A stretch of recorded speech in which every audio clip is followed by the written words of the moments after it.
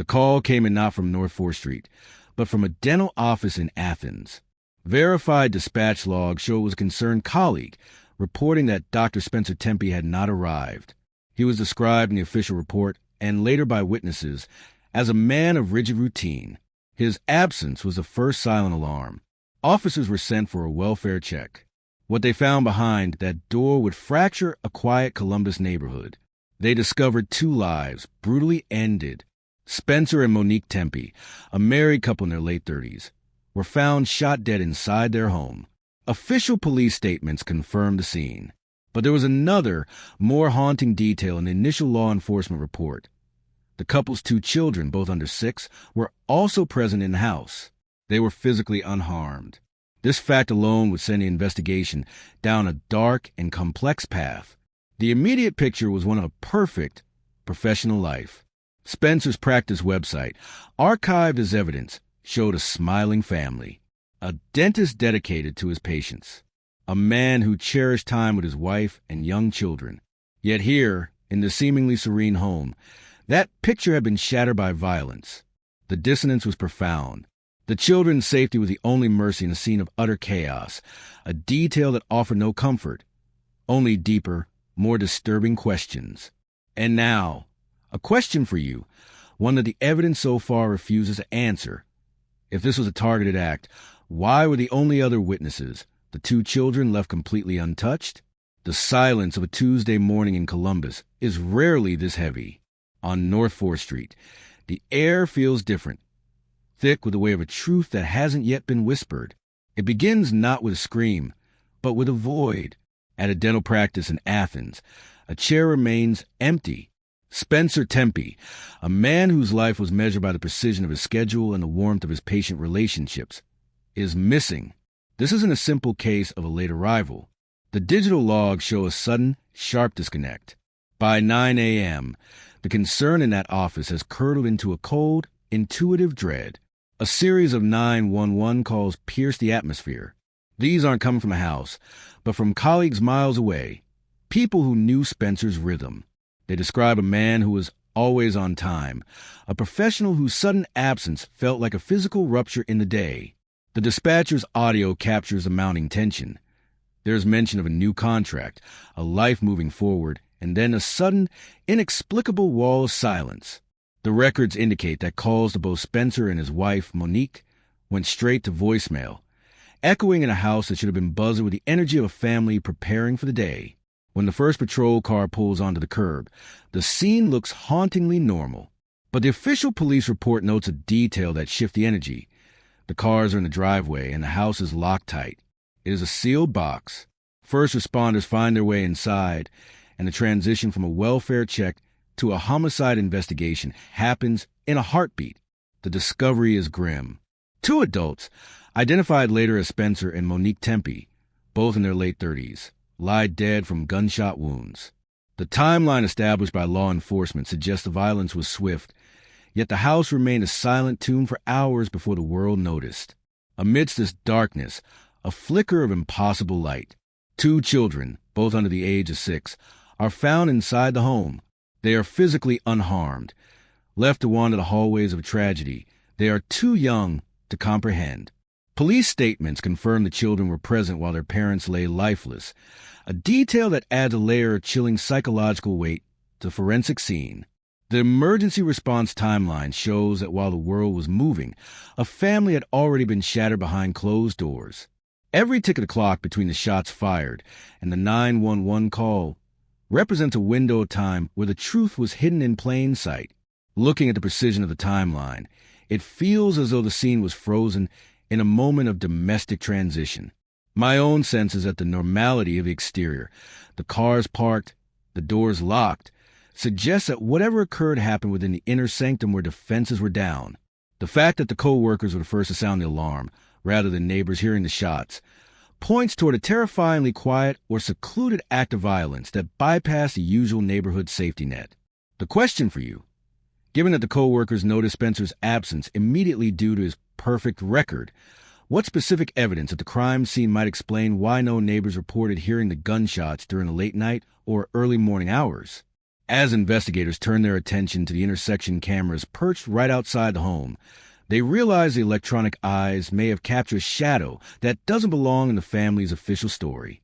The threshold of the house on North 4th Street acted as a final boundary between a quiet Columbus morning and a scene that would haunt the official records of the department forever. When the lock finally turned, the air that escaped was stagnant, holding the weight of domestic life abruptly paused. The narrator observes the initial police logs, which describe a residence that appeared perfectly curated.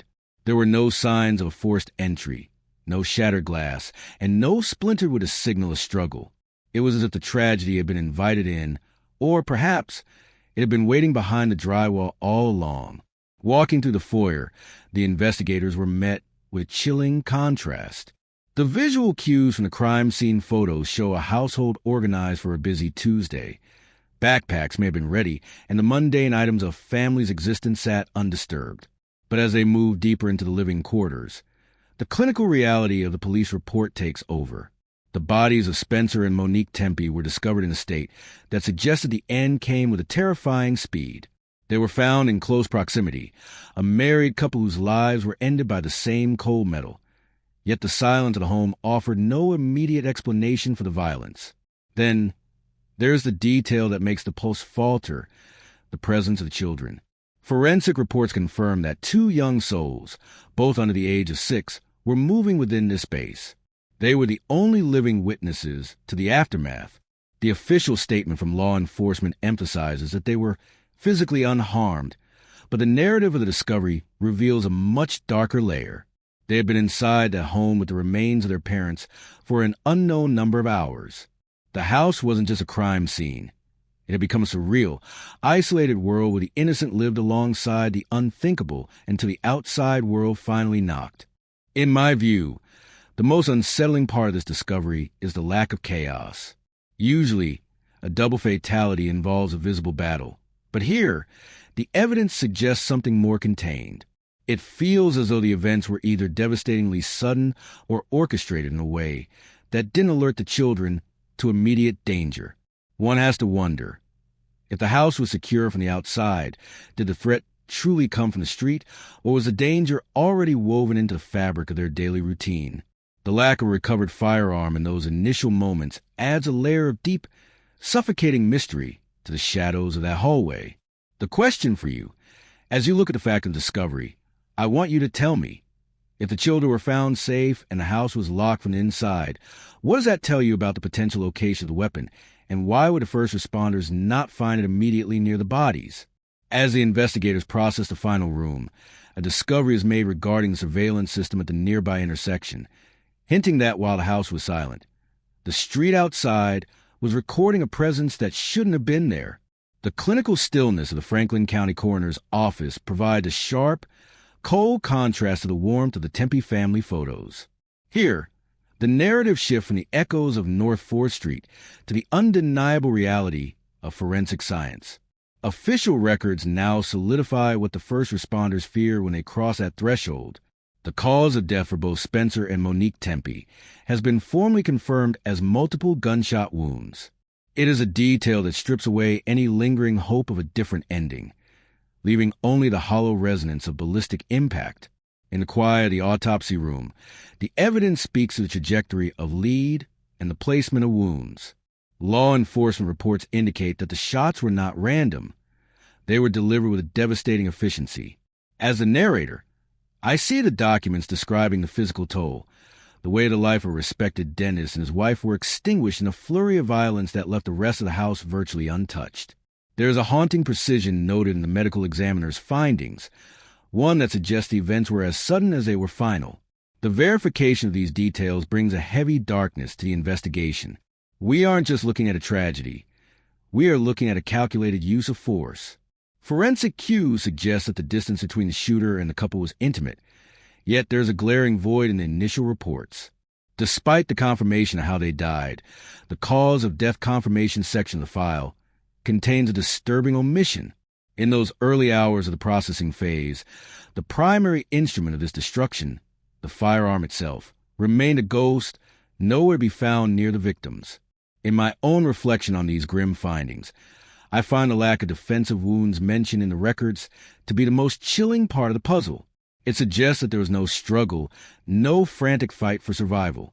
This leads me to believe that the encounter was either over in seconds or that the victims were caught in a moment of total vulnerability. The deep tragedy is that the confirmation of their deaths only opens a larger wound in the story. How could such a violent act occur with such clinical quietness that even the nearby neighbors remain completely unaware? The question for you, based on the official confirmation of the cause of death being multiple gunshots, I want you to tell me, if the forensic reports indicate a specific caliber was used, but no shell casings were found in plain sight during the initial walkthrough, what does that suggest about the shooter's behavior after the crime was committed? The confirmation of the fatal wounds has provided the how, but as detectives turn over final forensic sheets, they discover a discrepancy in the blood spatter patterns that suggest one of the bodies may have been moved after the final shot was fired. The search for the instrument of death within the walls of the North 4th Street residence became a meticulous, silent dance between investigators and the shadows of the home. As the weapon recovery status began to take shape in the official law enforcement logs, a glaring and unsettling void emerged. In many domestic tragedies, the story is told by what is left behind, but here, the primary narrator was missing. The initial sweep of the crime scene, documented in the early afternoon reports, yielded no firearm in plain sight. This absence immediately transformed the nature of the inquiry, from a closed-loop incident to something far more predatory and unresolved. Forensic teams moved through the house with a surgical focus, looking under furniture, inside closets, and within the undisturbed personal belongings of Spencer and Monique Tempe. The verified evidence from the first 48 hours confirms a haunting reality. The weapon that took the lives of the young dentist and his wife had vanished. It was not resting near the bodies, nor was it tucked away in a place where a person in a moment of despair might leave it. This lack of a physical weapon at the scene is a crucial detail that law enforcement has kept close to the vest, as it points toward the involvement of an outside force that entered, acted, and exited with the evidence in hand. Ballistics experts, working from the cause of death findings, began to narrow down the type of hardware used, but without the physical object, they were chasing ghosts. The official records from Columbus Division of Police note that while shell casings were eventually processed, the missing firearm created a significant tactical hurdle.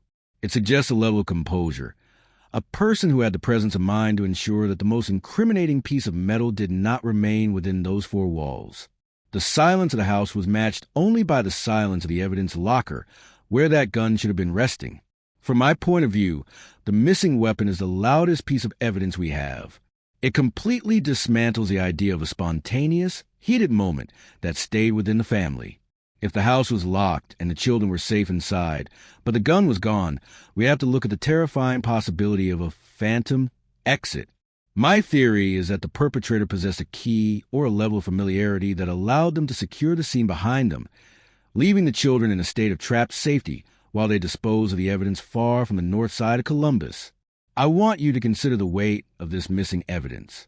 If the weapon was removed from a scene that showed no signs of forced entry, what does this tell you about the possible relationship between the victims and the person who walked out of that house with the gun? As the search for firearm expanded to the surrounding grounds and local drainage systems, a technician reviewing the intersection surveillance footage noticed a dark sedan idling just blocks away, a vehicle that the official DMV records show was registered to a name that has not yet appeared in the family's public circle. The perimeter of the house on North 4th Street remained an undisturbed mass of domestic peace, even as the tragedy lay cooling inside. When investigators first approached the structure, their flashlights danced over the glass of the windows and the frames of the doors, searching for the telltale scars of a predator. The official crime scene logs from that Tuesday morning reveal a chilling lack of physical conflict. There were no jagged holes in the windows, no splintered wood near the deadbolts, and no pry marks on the sliding glass entries. It was as if the very barriers designed to protect the Tempe family had offered no resistance at all. As a narrator, I observed the meticulous notes of the forensic team, which described the signs of forced entry, as virtually non-existent. In the world of criminal investigation, a door left undamaged usually speaks one of two truths. Either the threat was already inside or the victims turned to handle themselves. The official police reports confirm that the residence was found secured, a clinical term that suggests a locked tomb. Every entrance was accounted for, and every lock was engaged, leaving the first responders to wonder how a lethal presence could manifest in such a sealed environment without leaving a single footprint of violence on the exterior. The absence of forced entry shifts the entire weight of the investigation. If the threshold wasn't breached by force, the focus turns to the keys, the codes, and the people who held them. Law enforcement statements highlight that the home's security integrity remained intact throughout the night. This lack of a break-in narrative deepens a mystery. It suggests a killer who didn't need to break a window because they already possessed the privilege of access. The scene was not one of a chaotic home invasion, but a quiet, calculated entry that left the neighborhood's peace entirely unruffled until the sirens finally arrived. In my view, the lack of forced entry is the most haunting piece of this puzzle. It strips away the comforting idea of a random stranger and replaces it with something much more intimate and deeply unsettling. My theory is that the perpetrator didn't just stumble upon this house. They knew the rhythm of the locks and the layout of the rooms. The fact that the home remained locked after the event suggests that the killer took the time to secure the scene behind them, a chilling act of tidying up that ensures the discovery will be delayed as long as possible. It speaks to a level of cold familiarity that makes the air in the house feel even thinner. The question for you: I want you to think about this carefully and give me your answer. If the house was found completely locked from the inside, but no signs of a break-in were found, what specific hidden exit or overlooked security flaw might a person use to leave a sealed house without damaging the locks? While the doors remained locked and the windows stayed shut, a secondary sweep of the basement area revealed a small, overlooked detail. A set of wet footprints near a utility hatch that law enforcement records indicate was not part of the initial walkthrough. The image projected to the world was one of suburban perfection, a portrait of a balanced and thriving partnership. Publicly, the relationship between Spencer and Monique Tempe was defined by a series of high-achieving milestones and shared devotion. Official professional biographies and social media records present a couple deeply rooted in their community. Spencer, the dedicated dentist from Ohio State, and Monique, the mother of their 2 young children. On the surface, the evidence points to a life built on meaningful relationships, a phrase used in Spencer's own professional bio to describe his philosophy. Yet, the narrator looks closer at the digital footprints left behind, searching for the friction that often exists in the quiet spaces between family photos. Witness statements from Spencer's workplace in Athens paint a picture of a man whose professional life was anchored by an unwavering reliability. His co-workers described him as someone who was always on time, a detail that suggests a highly structured and predictable home life. This external consistency often masks the internal complexities of a marriage. While official records do not immediately show a history of domestic intervention or police calls to the North 4th Street address prior to that Tuesday, the suddenness of the event forces an investigation into the private dynamics of the late 30s couple. Their lives were intertwined not just by their children, but by the weight of a professional reputation and the expectations of a seemingly perfect life. However, as investigators dig into the financial and personal records, the relationship between the two begins to take on a more nuanced shadow. Court filings and public records indicate a life of high stakes. A new professional contract was in the works, and the pressures of maintaining a successful dental practice while raising 2 children under the age of 6 are documented in the mundane logs of their daily existence. The silence from Monique's phone during the morning of the discovery, as noted in the 911 call logs from concerned colleagues, suggests a shared isolation in those final hours. They weren't just a couple. They were a unit that moved in total synchronization until the very moment that rhythm was violently shattered. In my view, the most telling part of their relationship isn't what was said, but what remained hidden.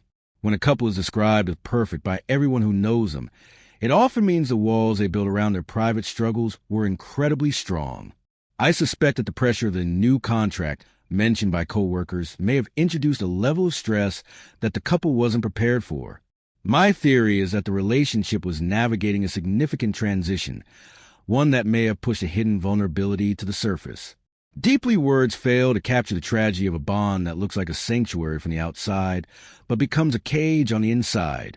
The question for you: I want you to look at the professional stability of this couple and tell me, if Spencer was known for being always on time and highly disciplined, What would it mean if the forensic timeline reveals that the shots were fired during a time when he would normally be preparing for his commute?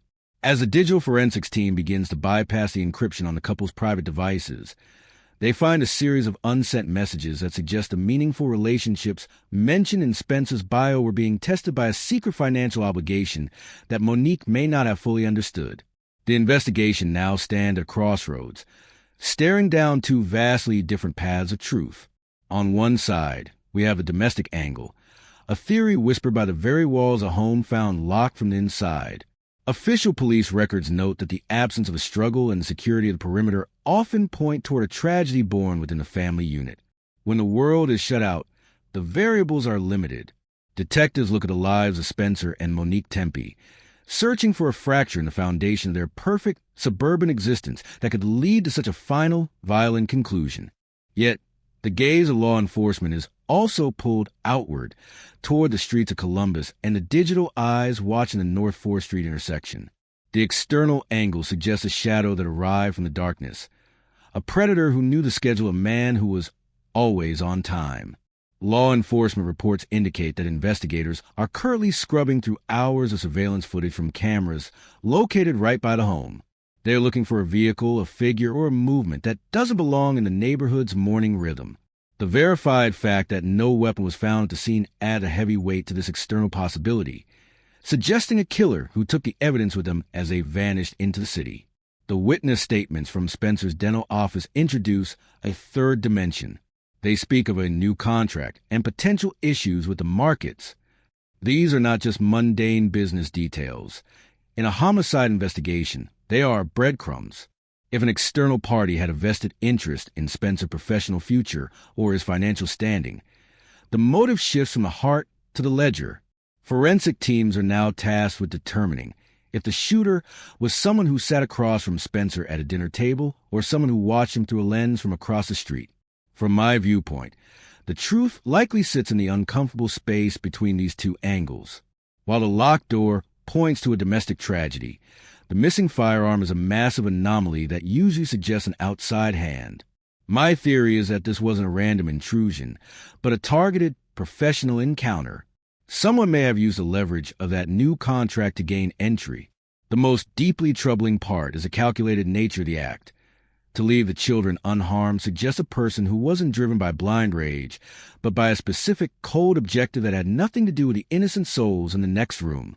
The question for you: I want you to weigh these two possibilities and tell me, if the surveillance cameras show a vehicle arriving and leaving within a 10-minute window, but no alarm was triggered and the children didn't cry out, does that make you lean more toward a domestic betrayal or a highly planned external hit?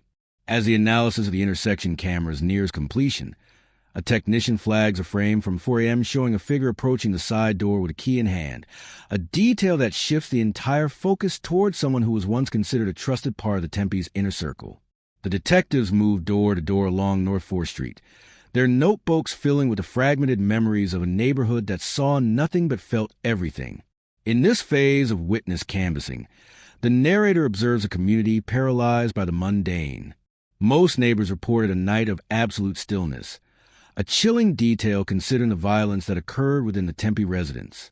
Official police logs indicate that the surrounding houses, while close in proximity, acted as silent spectators. No one reported the sharp crack of a firearm.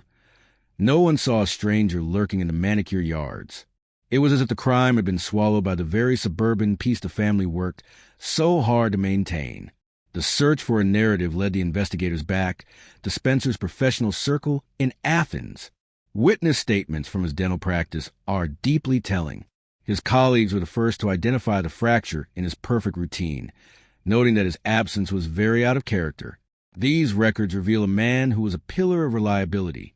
However, beneath the surface of these interviews, a new layer of the truth begins to surface. While neighbors saw a quiet home, co-workers were aware of the new contract and potential problems with the markets.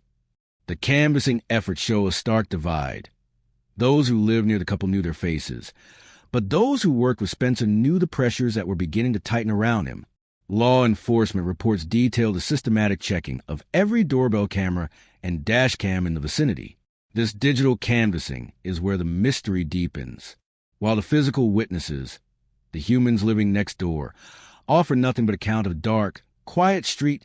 The electronic witnesses began to tell a different story. Statements gathered from nearby residents mentioned a car that seemed out of place, idling near the intersection by the crime scene cameras. These accounts, though seemingly minor, provide the first verified evidence of a presence that didn't belong to the North 4th Street rhythm. The collective memory of the neighborhood is being rebuilt, piece by piece, from these small, overlooked observations. In my own reflection, the most disturbing part of the witness canvassing is the silence of the neighbors. It feels deeply words can't describe how isolating a modern neighborhood can be. My theory is that the shooter understood this local apathy perfectly. They didn't need to be invisible. They just needed to be quiet. When people expect peace, their brains often filter out the sounds of conflict. I believe the witness statements regarding Spencer's professional stress are the real key here. The neighborhood saw the mass of the family, but the co-workers saw the cracks. This suggests that the answer isn't hidden in what the neighbors saw, but in the life Spencer was leading miles away in his office. The question for you, after hearing that neighbors reported no unusual sounds despite the confirmation of multiple gunshots, I want you to tell me, does this silence suggest the use of a specialized tool to suppress the noise, or does it imply that the crime happened at a specific hour when the city's background noise was loud enough to mask the shots?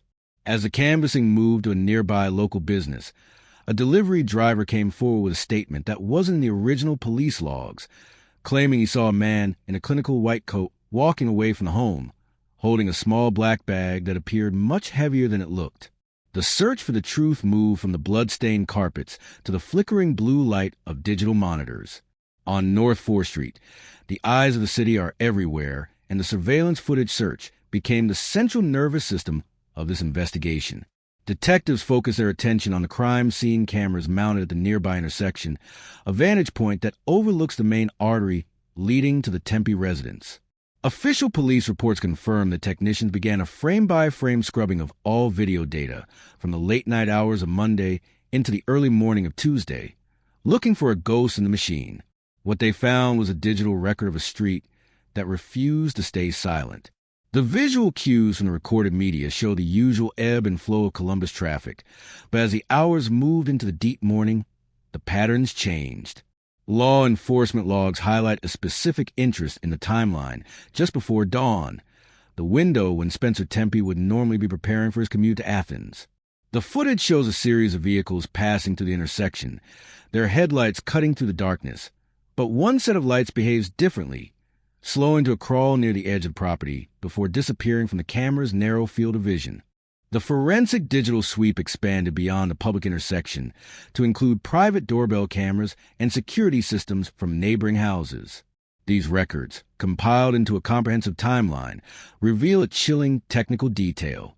While the intersection cameras were active, several residential systems in the immediate vicinity experienced a data gap or a localized signal disruption during the critical hour.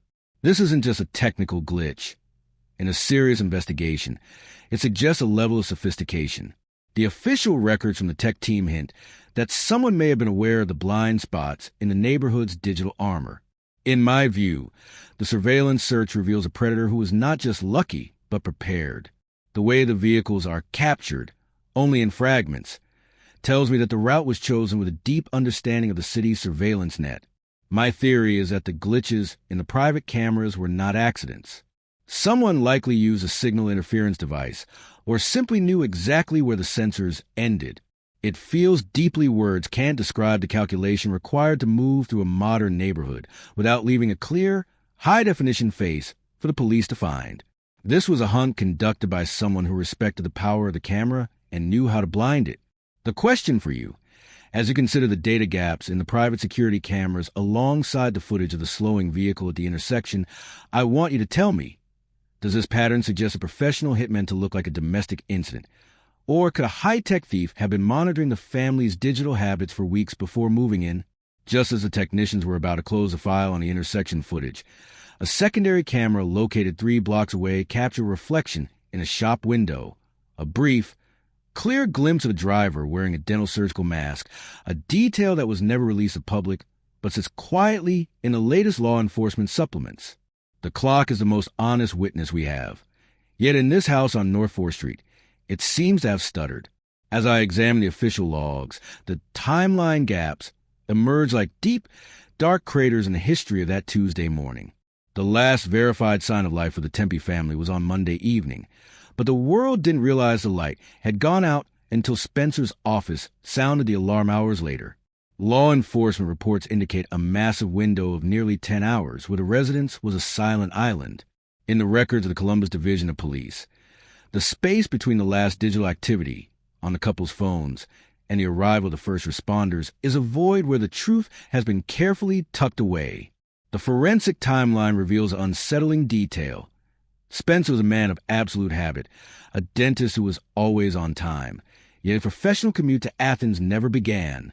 There's a gap between 4:30 a.m., when his routine usually sparked to life, and 9 a.m., when the first 911 call was placed by his concerned co-workers.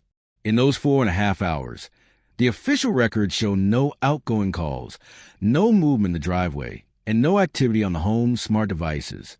This isn't just a delay. It is a clinical cessation of a family's pulse. The mystery deepens when we look at the autopsy findings, which suggest the time of death may have occurred right in the center of this unexplained silence. Witness statements from the dental office emphasize that even a 5-minute delay was out of character for Spencer. This makes the multi-hour gap before the police arrived feel even more deliberate. If the perpetrator knew the schedule, they knew exactly how long they had before the alarm would be raised. According to the investigation's logs, there is a specific discrepancy in the electricity usage data for the home during this period. The pattern suggests that while the world outside was waking up, the interior of the house was being maintained in a state of suspended animation, with no lights being toggled and no appliances being used, confirming that the timeline gaps were not just hours of sleep, but hours of aftermath. From my viewpoint, these gaps are the fingerprints of a killer who wasn't in a hurry. Most crimes of passion are followed by a frantic exit. But here, the timeline suggests a chilling level of patience. My theory is that the perpetrator didn't just leave after the act. They stayed. They stayed long enough to ensure the locked door narrative was established, and perhaps to observe the house from within. It feels deeply words like cold or calculated aren't enough to describe the mindset required to wait in the shadows of a house where 2 young children are moving about, knowing the clock is ticking toward discovery that will change everything. The question for you: if the official records show that the home's smart thermostat was manually adjusted to a significantly lower temperature during the early morning gap, does that suggest a killer trying to delay the forensic determination of the time of death, or was it a desperate attempt by someone inside to stay hidden in the cold? As the digital forensics team finishes syncing the home's router logs with the neighborhood's power grid, they find a single ping from an unrecognized device that occurred at exactly 5:12 a.m., a moment where the timeline gaps were supposed to be empty of all human presence. In the immediate aftermath of the discovery on North 4th Street, the atmosphere was thick with a clinical, heavy silence as the Columbus Division of Police began the police initial classification of the scene. The narrator looks at the first handwritten logs from the responding officers, noting a scene that defied an easy or immediate label. Unlike many calls that result in a quick determination, this one arrived with a set of conflicting visual cues. The official records from that Tuesday morning show that while 2 lives have been extinguished by gunfire, the house itself remained a locked vault, forcing investigators to categorize the event with extreme caution before the cameras and news crews could arrive. Initial reports from the scene show that detectives did not immediately declare this a random act of violence. This distinction is vital in the world of law enforcement. It tells us that the stay at home, the undisturbed valuables, the secured perimeter, and the presence of the 2 unharmed children suggested something far more targeted. The police initial classification leaned heavily toward an isolated incident. In those first few hours, the absence of a visible weapon was noted in the police supplement, a detail that usually shifts the classification away from a self-inflicted tragedy and toward a homicide investigation involving an unknown second or third party who had since departed the area. As the morning progressed, the classification evolved further through the lens of forensic evidence and witness statements. Public safety bulletins issued by the department confirmed that the children were safe, but the language used in official press releases was carefully curated to avoid causing panic in the North Side neighborhood. This indicates that the police had classified the threat as contained. However, the mystery deepens when we look at the internal memos. While the public heard that there was no immediate danger to the community, the investigators were internally classifying the scene as a complex homicide due to the total lack of forced entry and the highly specific timing of the events. From my viewpoint, the way the police initially labeled this case speaks to a deep, internal conflict within the investigation. By classifying it as an isolated incident but not finding a weapon, they were essentially saying they knew someone had walked out of that house. Yet they weren't ready to name a suspect. My theory is that the classification was kept vague to prevent a person of interest from fleeing. It feels deeply words like clinical or sterile are the only way to describe how the police handled a scene where the presence of the children suggested a level of mercy, yet the precision of the shot suggested a cold, unwavering objective. The question for you: if the initial police classification suggested a contained threat despite the missing weapon, what does that tell you about their belief regarding the killer's familiarity with the house's security system? Could it be that the classification was based on a digital signature they found on the home server before the first body was even moved? The label on the evidence bag for the couple's front door lock was changed from secured to tampered late that afternoon, as a forensic specialist discovered a minute trace of a specialized locksmith's bypass tool that had been snapped off deep inside the mechanism. The official microphone stands cold against the backdrop of North 4th Street, a barrier between the raw chaos of the crime scene and a trembling public. As I examine the public safety statement, released by the Columbus Division of Police, the language is strikingly guarded. The words are chosen to soothe, yet they leave a hollow space where answers should be.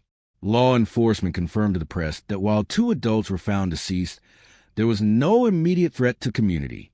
This phrase, often used in such investigations, serves as a double-edged sword. It reassures the neighbors that a random predator isn't roaming the streets, but it simultaneously pulls the curtain tight around a more intimate, targeted horror. The verified records of the briefing show a focus on the welfare of the most vulnerable. The statement emphasized that the 2 children found inside the home were safe and unharmed. By projecting this image of safety, the authorities managed to keep the neighborhood's panic at bay, even as the forensic teams worked in the background to solve the mystery of the missing weapon. The official narrative was clear. The perimeter was secure, the children were being cared for, and the investigation was moving forward with precision. Yet, in the narrator's view, the very calmness of the statement suggests that police had already identified a closed circle of possibilities, even if they weren't ready to share them with the local residents. When we look at the police reports regarding the intersection cameras, the safety statement takes on a new tone.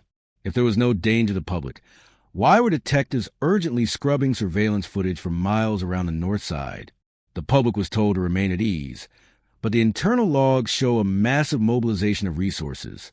This discrepancy is where the mystery breathes.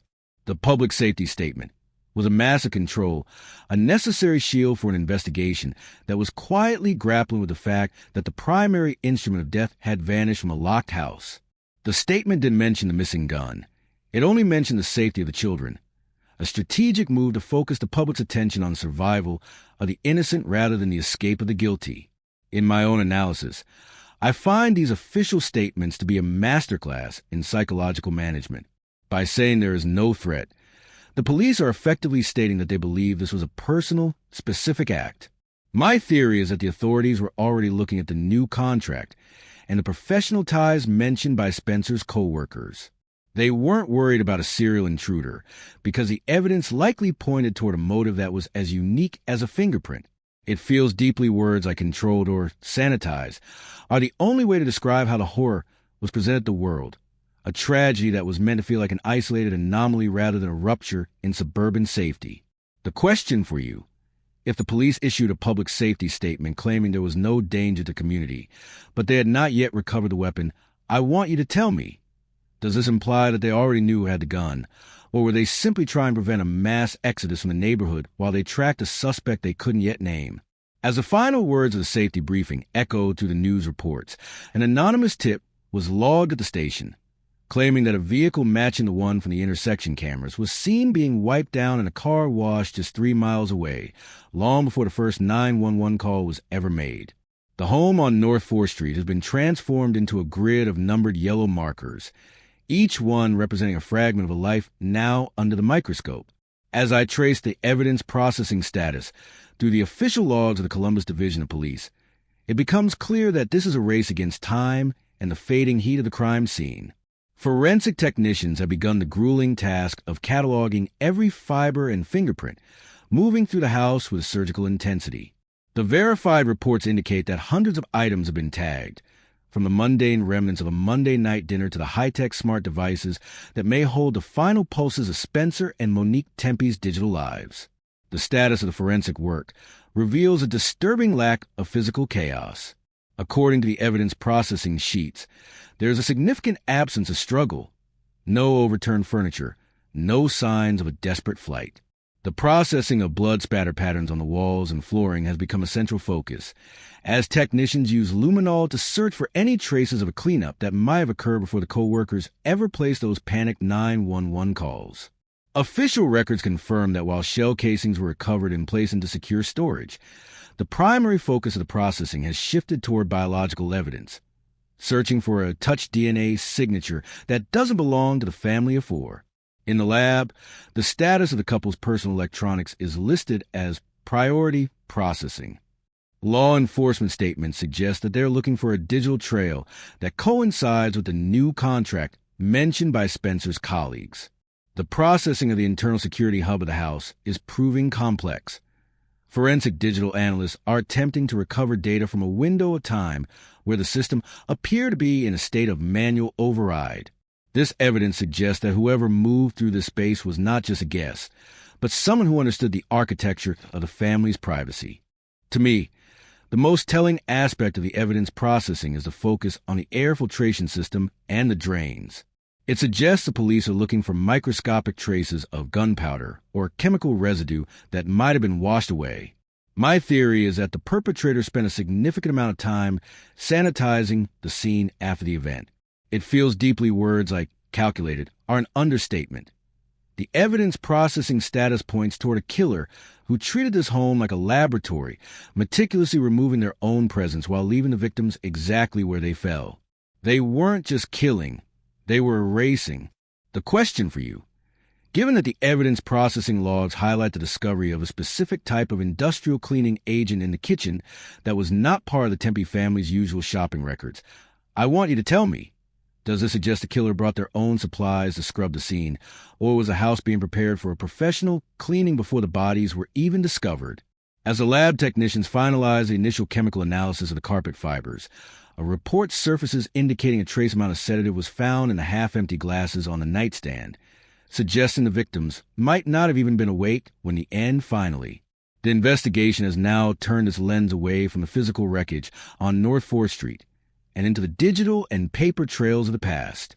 As I look into the background checks conducted by the Columbus Division of Police, a secondary layer of this family's life begins to peel back.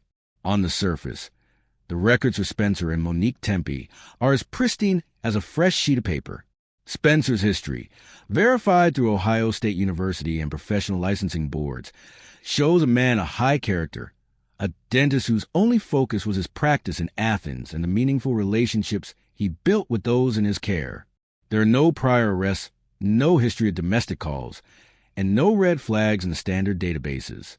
Yet, a deeper dive into the official financial background checks reveals a complexity that wasn't visible in the family's social media photos. Law enforcement reports hint at a surge in professional activity just months before the tragedy. Records show that Spencer was in the process of finalizing a new contract, a detail that surfaced during interviews with his concerned colleagues. This wasn't just a routine career move. The background check into his business associations reveals that this contract involved a significant shift in market investments. Forensic accountants have flagged a series of transactions that suggest the Tempe family was navigating a financial landscape that was becoming increasingly volatile, a stark contrast to their steady suburban appearance. The background check on Monique Tempe followed a similar path of sudden revelations. While her public life was centered around their two children, investigators have been scouring through state records and court filings to find any hidden threads. Official documentation confirms that there were no pending legal disputes or known enemies in her past. However, a twist emerges in the suppressed documents of the investigation. A background check on the property's history shows that the house itself had been inspected as recently as October. This inspection record, tucked away in municipal files, contains a note about a security system upgrade that was requested but never fully activated, leaving a digital footprint that abruptly ends weeks before the shots were fired. In my own reflection on these findings, the background checks tell a story of a family living under the weight of an invisible pressure. When a man is described as always on time, any deviation in his background feels like a seismic shift. My theory is that the new contract wasn't just a business deal. It was a lifeline that may have attracted the wrong kind of attention. It feels deeply words like vulnerability are often hidden behind success. I believe someone in their outer professional circle knew more about their financial trajectory than the couple realized. The background checks don't show a broken family. They show a family that was being watched by eyes that saw their success as an opportunity. The question for you, after hearing that a background check revealed a security system upgrade that was requested but never completed just weeks before the event, I want you to tell me, does this suggest that the family felt an encroaching threat, or was the incomplete installation a deliberate sabotage by someone who already had access to the home's records? As the background checks extend to couple's extended associates, a name appears in a 10-year-old litigation file. A former business partner of Spencer's, whose recent release from a facility coincides exactly with the date the new contract was first drafted. The yellow tape still flutters against the breeze on North 4th Street, a jagged boundary between a quiet neighborhood and a mystery that refused to be buried. While the initial shock has settled into the soil of Columbus, the why investigation continues section of the police file grows thicker by the hour. Official records confirm that the case remains wide open, not because of a lack of evidence, but because the evidence gathered so far creates a picture that simply doesn't fit together. The primary reason the sirens haven't stopped echoing in the minds of detectives is the missing piece of the puzzle that every forensic report demands: the weapon. Without the recovery of the firearm, law enforcement cannot categorize this as a closed tragedy, leaving the terrifying possibility of an armed presence still moving through the shadows of the city. The search persists because the always-on-time life of Spencer Tepe has revealed deep, hidden fractures. Law enforcement reports indicate that the new contract mentioned by co-workers was not a standard dental agreement, but a high-stakes financial move that involved offshore markets and substantial debt. Witness statements from his professional circle have shifted from grief to a cautious cooperation, as official documents now show that Spencer had received several anonymous, untraceable communications in the weeks leading up to the event. The investigation continues because these messages suggest a level of premeditation that extends far beyond the walls of a family home. The police are no longer just looking at a crime scene. They are tracing a web of professional and personal ties that stretch from Athens to the digital dark corners of the financial world. Forensic technicians have returned to the house multiple times, driven by a discrepancy in the surveillance footage search. The official logs highlight a 3-minute gap in the intersection camera data that occurs at a time inconsistent with any known power surge. This technical anomaly suggests that the investigation must continue until it is determined if the security net was deliberately cut. Furthermore, the autopsy reports have introduced a secondary twist: the presence of a chemical compound in the bloodstream of both victims that matches no known medication prescribed to the family. This verified forensic detail has forced the Columbus Division of Police to keep the laboratory lights burning late into the night, as they search for the source of a substance that points toward a slow, silent compromise of the household's safety. From my viewpoint, the investigation continues because the perfect image of this family was a shield that worked too well. It feels like the police are peeling back layers of a life that was lived under immense, secret pressure. My theory is that the investigation isn't stuck. It's expanding. The why behind continued search lies in the fact that the killer didn't just leave a body. They left a false narrative. I believe the missing weapon and the suppressed financial documents point to a third party who was intimately familiar with Spencer's new contract. Someone who knew that by removing the parents but sparing the children, they could create a distraction of grief while the real motive remained hidden in a bank account miles away. The question for you: since the investigation continues due to unexplained chemicals in the victims and a missing weapon, I want you to answer this. If the children remained unharmed and the house was locked, but the new contract documents were the only items missing from the home office, does this suggest the motive was a personal betrayal or a cold-blooded corporate execution? As the detectives cross-reference the chemical findings with recent local pharmacy records, they discover a purchase made under a stolen identity, a signature that matches a handwriting on a get-well card found in the couple's mail, delivered just 24 hours before the end. The current status of the North 4th Street investigation is a haunting landscape of unanswered questions and frozen digital footprints. As the narrator, I am looking at the most recent updates from the Columbus Division of Police, which describe a case that has shifted from a chaotic crime scene to a cold, clinical battle of data. Official records confirm that the home is no longer a restricted zone, yet the air there remains heavy. The two children are currently in the care of relatives, shielded from the storm, while the forensic labs continue to process the mountain of biological evidence. The official status of the case is active and ongoing, a term that masks the intense pressure mounting within the walls of the precinct. The verified status of the search for a suspect remains a closely guarded secret. While no names have been added to an arrest warrant, law enforcement reports indicate that the focus is narrowed significantly onto the financial and professional circles surrounding the new contract Spencer was set to sign. Forensic accountants are presently working alongside homicide detectives to trace a series of encrypted messages that were sent to the couple's home network just hours before the discovery. The current status of the missing firearm is still unrecovered, which remains the most significant hurdle for the prosecution. Without that piece of metal, the investigation is anchored in a sea of circumstantial clues and digital echoes. In the latest supplement to the official record, it is noted that the surveillance footage from the intersection has been fully digitized and cross-referenced with regional DMV data. The current status of this lead is a person of interest whose vehicle was spotted 3 separate times in the neighborhood in the week leading up to the tragedy. Witness statements from Spencer's dental practice in Athens have been re-examined, and the status of those interviews has moved from general background to targeted interrogation. There is a deep, unsettling stillness in the official press releases. They offer no new reassurances, only the repetitive confirmation that they are following every lead to its absolute end. From my viewpoint, the current status of this case feels like a standoff. The police have the pieces, the chemicals, the financial motive, and the car on camera, but they are missing the bridge that connects the person to the act. My theory is that the current status is being slowed by a sophisticated digital cleanup. It feels deeply words like frustrating or stagnant don't do justice to tension.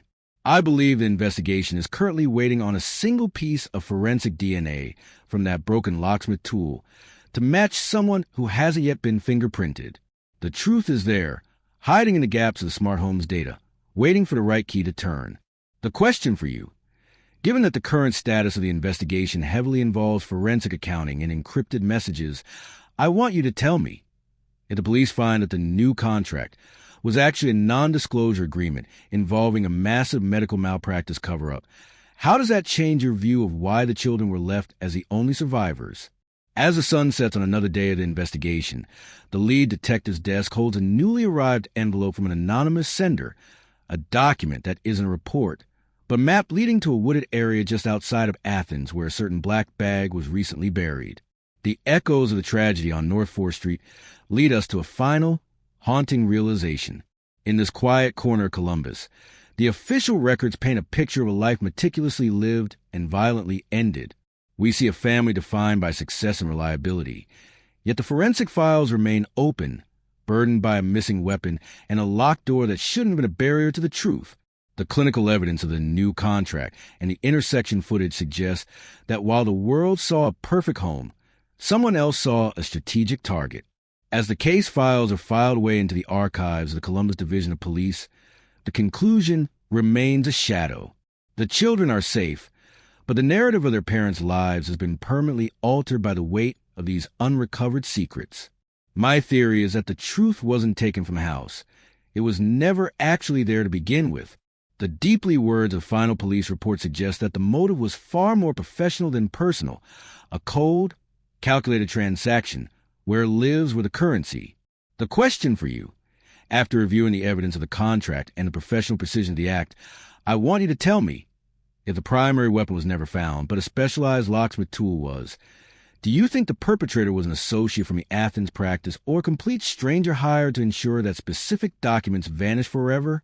The file closes for now, but the mystery of the October inspection still lingers, suggesting that the house was being prepared for this day long before the first shot was ever fired. Would you like me to analyze the financial records of the Athens dental practice to see if there were any hidden legal disputes?